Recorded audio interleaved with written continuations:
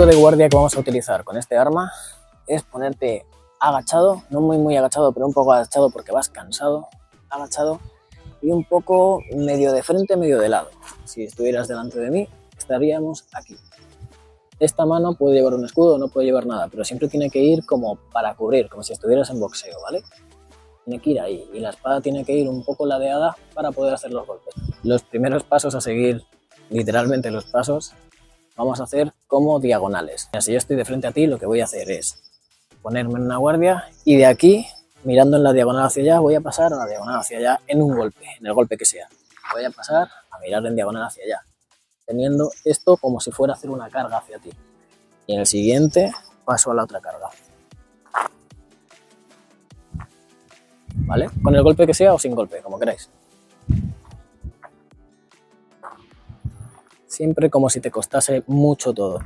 Y tener en cuenta esto, que tiene que ser en diagonal. No tiene que ser totalmente de lado, porque si nos vamos a totalmente de lado, al final nos acabamos yendo a un golpe que es del estilo japonés o marcial. Somos rudos, somos bestias, somos personas que realmente están yendo a atacar con todo porque no les queda otra.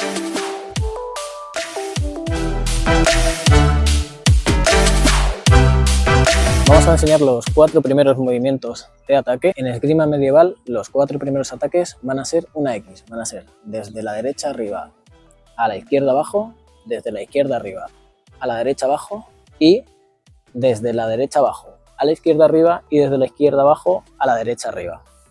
Lo hago que es más fácil de entender. Estoy frente a ti y lo que voy a hacer es cargar un 1, que va a ser llevar la espada a la derecha arriba y dejarla caer a la izquierda. Y el 2 va a ser subirla por aquí y dejarla caer a la derecha, formando una X.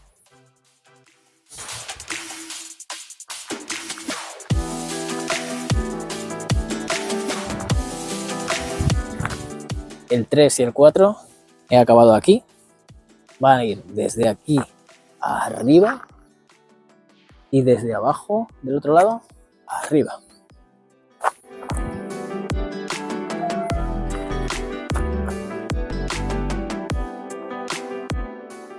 Vamos a hacer los 4 rápidamente. 1, 2, 3 y 4. 1, 2, 3 y 4.